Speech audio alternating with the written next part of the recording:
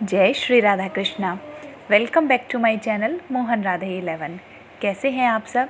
I hope आप सब अच्छे होंगे।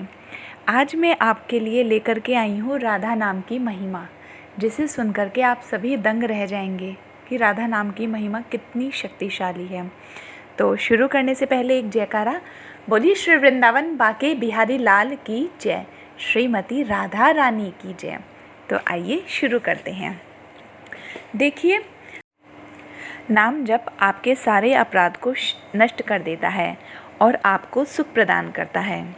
राधा नाम हमारे श्री कृष्ण जी को भी बहुत पसंद है। जो कोई राधा नाम का जाप करता है, उस पर व उसके परिवार पर श्रीमती राधा रानी जी की कृपा सदैव बनी रहती है। आज आपको राधा नाम की महिमा बताते हुए एक सत्य कथा आपको बताना चाहती हूँ। यह घटना कानपुर में रहने वाले शशि जी की है। इस कथा को सुनने के बाद राधा नाम जपने को मजबूर हो जाएंगे आप। शशि जी ने बताया है, मैं एक छोटा सा व्यापारी हूँ।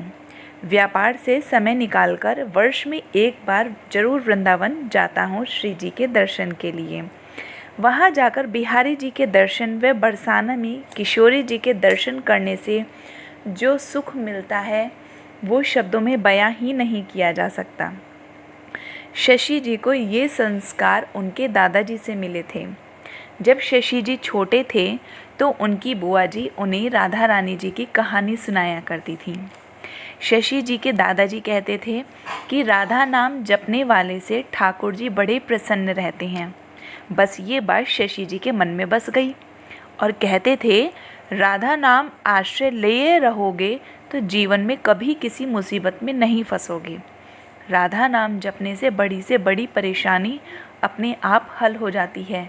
अरे यकीन मानिएगा, ये सत्य है, आजमा के देखिएगा आप सभी।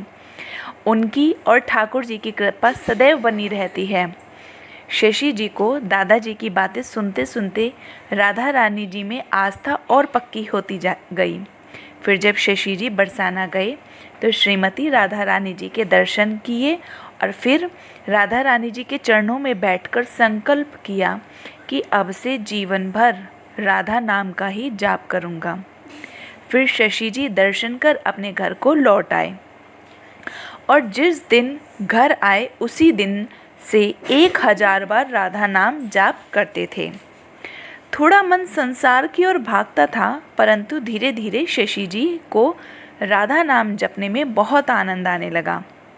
फिर कुछ समय बाद शशि जी की शादी हो गई। शादी को कुछ समय बीतता चला गया, सब कुछ अच्छा चल रहा था। फिर समय बीतते बीतते 2 वर्ष बीत गए। शशि जी के कोई संतान नहीं थी, जिस कारण शशि जी की माता भी बहुत परेशान रहती थी।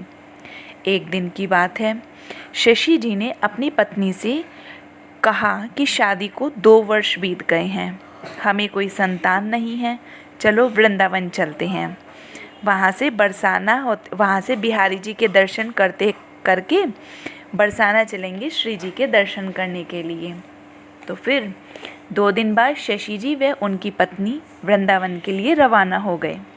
वहाँ उन्होंने बिहारी जी के दर्शन कर बरसाना के लिए रवाना हुए। फिर शशि जी ने जब किशोरी जी के दर्शन किए तो उनकी आंखों से अश्रु बहने लगे, माना बहुत समय बाद एक बच्चा अपनी माँ के दर्शन कर रहा हो।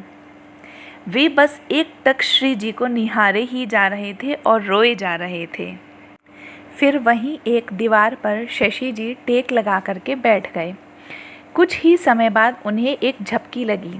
उसी समय वे क्या देखते हैं कि एक छोटी सी कन्या उनके पास आती है और कहती है, बहुत दिन बाद आए हो, अब साल में एक बार ज़रूर आना और अगली बार आना तो लाला को लेकर के आना। ये झलक देखते ही बस श्री जी की नींद खुल गई और वे इधर उधर बेचैन होकर के देखने लग गए। उनकी पत्नी पूछने लगी तो पूछने पर सारी बात बताई उन्होंने। फिर बस शशि जी और उनकी पत्नी, शशि जी की आंखों से आंसू मानो जड़ झर बहते जा रहे हों और वे निहारते ही जा रहे थे श्री जी को और कहने लगे, हे किशोरी जी, हम आपके ही बच्चे हैं और अपने बच्चों का आप कितना ख्याल रखती हो। मुझ पर ऐसी कृपा हमेशा बनाए रखना माँ कि मैं आपका नाम जप ऐसे ही करता रहूं। आप कितनी दयालु हो माँ कि बिन मांगे ही आपने हमें लाला का आशीर्वाद दिया है। अगली बार जब आऊँगा तो लाला के साथ ही आपके दर्शन जरूर करूँगा। हम पर अपनी कृपा बनाए रखना। वहाँ से लौटकर फिर दोनों अपने घर आ गए।